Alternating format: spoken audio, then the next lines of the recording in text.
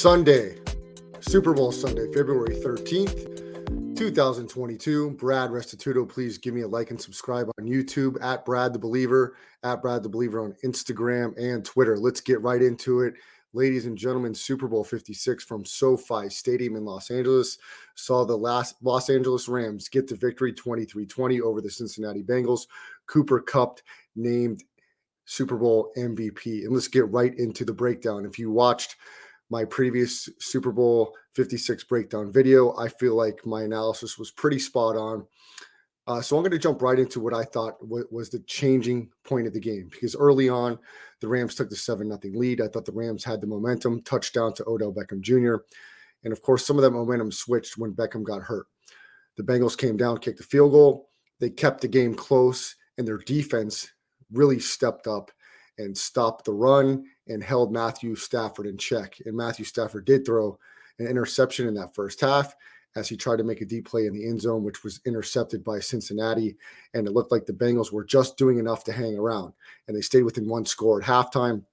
And the second half came, the first play of the second half, Joe Burrow, one-on-one coverage to T. Higgins. Of course, when you watch the replay in slow motion, it could have been called offensive pass interference, but it was really a touch-and-go play in real speed. You could not really see that happened. And they were calling the game very, very loose up until the end. So I thought it was going to be an evenly matched game. The Rams did get off to a quick start like I thought they might have, but the Bengals defense settled in, and the Bengals just couldn't do enough in the second half to put the foot on the throat to the Rams and finish them off. And I'm going to get into a detail of where I think Cincinnati went wrong. And of course, the glaring matchup weakness was the offensive versus defensive line. It showed with the Rams having 7 sacks, 2 by Aaron Donald, the big one at the end. And let's see, we'll quickly see if there's something we can show from that final play. Let's see if we can get it here. The final play of the game for the Cincinnati Bengals. See if we can go to it here. They rush for it. Burrow to throw for it. He's hit. He's hit. He's sacked. He throws it away. He flings it away on 4th down. Aaron Donald got there. Donald takes. Yeah, that was the last play of the game. But look, here's where I think that the tide changed for the Cincinnati Bengals. I did not think they did enough in the second half to counter that pass rush. I thought they were too predictable, and I blame the coaching staff. Callahan, Zach Taylor. I thought they were too predictable in the second half. I thought they were great in the first half, running the halfback option to Joe Burrow. With Joe Mixon passing to T. Higgins. I thought that was a fantastic play call. I thought in the second half, Joe Burrow had 1 rushing first down on the third down with his legs, but I thought they could have implemented a little bit of RPO. They did have a couple nice runs with Joe Mixon. One right up the tackle in a heavy formation where they had 2 tight ends lined up to the right-hand side. And then the following play out of the shotgun, running it to Mixon for almost a first down. I thought that was good, but then I thought they had a chance to really put the heat on the LA Rams, and they failed. They failed tremendously from an offensive perspective, because this game was a close battle. That Cincinnati defense played excellent that entire game. And where they really dropped the ball, the Bengals did, was their offensive complacency in the third and fourth quarter.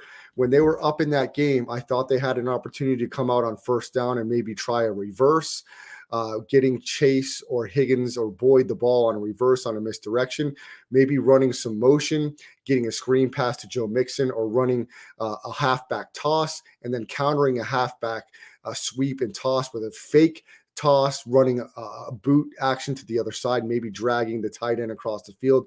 We didn't see any of that. We saw Burrow in passing situations in the third and fourth quarter get in the shotgun and drop back. And I thought that was the worst case scenario for complacency for the Cincinnati Bengals. I thought they had to be more creative and more aggressive on those plays. They had a couple third and fourth and shorts. It really was the opportunity, like I said in my breakdown, to run a pump fake on the screen and a running back wheel route. I saw no pump fakes in that game from Cincinnati, and I thought they did a poor job on the offensive play calling in the second half to put the Rams away. Their defense absolutely did enough to win the game, and you knew that this was the mismatch, right? You knew that the defensive line versus the Bengals offensive line was the mismatch. This was no secret, but the important thing was the 2 weeks preparation for Zach Taylor, Callahan, and the Bengals offense. And in the second half, they did not have enough aggression and they did not have enough creativity to pick up the key first downs to really put another scoring drive together when they were up 7 points to put the Rams away. They let them hang around. They didn't finish the deal. They allowed Von Miller and Aaron Donald to go off in the second half late in the game. And I blame it on the coaching staff because you had key opportunities on first, second, third, and short to really be creative, really get motion, really get that defense off balance, like I described in the breakdown, and they failed to do so. I thought they did a nice job in the first half when they engineered that touchdown drive, and they could have done a little bit more on their first fourth down conversion in the first quarter where they had it close to midfield and they tried to run a little hook route that the linebacker got in front of as he was trying to cover the running back out of the backfield. He just happened to get into the passing lane and break that up. I thought a poor job by Taylor and company, not being creative enough, not having enough chambers in the holster to really put the Rams away. And you have to understand that this is basic analyzation when we're talking about, we knew this matchup was the key. So to let Burrow sit back there on multiple key drives in the second half and be in a drop back situation and just let free reign for Miller, Aaron Donald and company to go back without getting any type of misdirection, without getting any type of boot action based on a little bit of success that they had in the running game. I thought it could have been key for a reverse. It could have been key for running a couple pitch plays, sweeps to the outside and countering those with fake pitches with a bootleg tight end rolling out and a second option with the receiver coming on the post. And Burrow, of course, has a running option if he had any room there and they got the defense to get out of position. That didn't happen. And what I was hoping to see the whole game is really set them up with some short passing games and running a double move or running a really quick fake screen, bringing the running back on the wheel route. I think that could have ended up in a big play. I think they tried something similar in the first half with number 25, and it just was a miscommunication there. Or a missed throw by Burrow. So I thought they missed the opportunity, and the Rams got enough opportunities and they took advantage. They took advantage on that touchdown drive. Cooper Kupp was huge on that drive. He cemented the MVP status by making a couple huge catches and, of course, the fourth down run and then the contested touchdown catch that was called back on offsetting penalties, but 2 plays later came back with a little one-on-one route in the end zone. You could have given the MVP to Donald or Cooper Kupp. Kupp got it. So my blame goes to the coaching staff of the Bengals because the Bengals had the game going into the fourth quarter. They had the lead. They could have stepped on the throat of the LA Rams without Odell Beckham Jr. They absolutely stuffed the running game of the LA Rams. They didn't get the job done. So congratulations to McVay, to Matt Stafford, to Cooper Kupp. They did enough to win. They deserve to win. I thought it was going to be a one-possession game and a close matchup. It absolutely was. It was an exciting Super Bowl. A lot of people loved the halftime show as well. So would love to talk more about Super Bowl 56 and so far. I'm trying to keep these videos short. So please like and subscribe to the YouTube channel,